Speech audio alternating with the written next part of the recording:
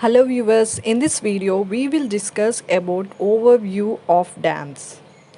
A dam is a impervious barrier or an obstruction constructed across a natural stream or a river to hold up water on one side of it up to a certain level.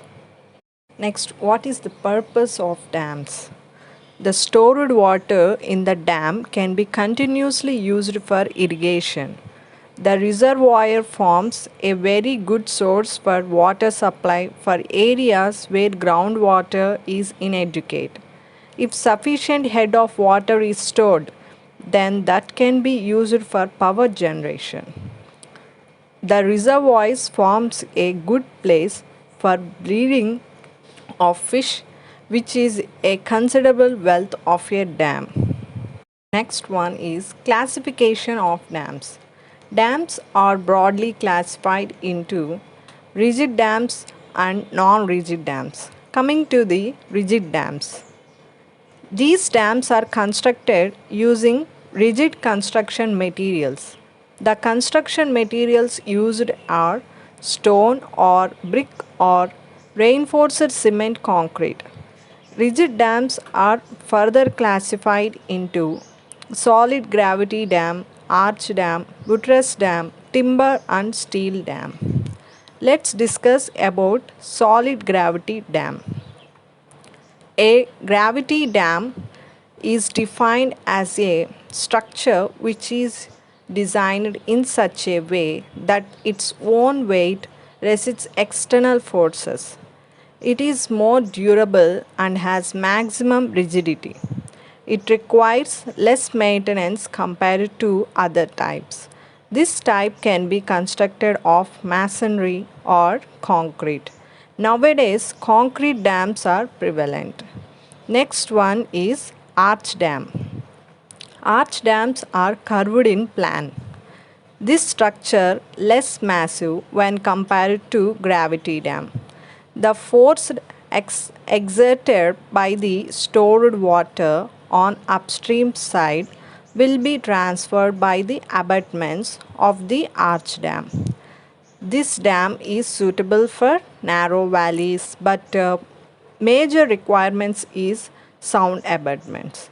An arch dam is economical only when the length of the dam is less than its weight. Next one is buttress dam. A buttress dam has relatively thin sections when compared to a gravity dam. It consisting of a sloping section buttress and a base slab. The sloping membrane, it is called as a face slab, first takes the water load and transfer to the buttress, which are specific intervals. The buttress in turn transfer the load to the base slab, which forms the foundation part of the dam. Next one is timber and steel dam. Timber and steel dams are not generally used for bigger dam sections. A timber dam is generally adopted for temporary requirements to enclose certain works sites or to divert the flow. After the main structure is built, the timber dam will be dismantled. Timber dams are generally made watertight. Steel dams are not common in use, but it is possible to construct the dam with steel up to a height of 15 to 18 meters. Next, coming to this non-rigid dams. Non-rigid dams have a trapezoidal base profile. Types of non-rigid dams: earth dams and rock-fill dams. Coming to this earth dam. Earth dams are made of soil with minimum processing using primitive equipment. These are built in areas where the foundation is not strong enough to bear the weight of a gravity dam.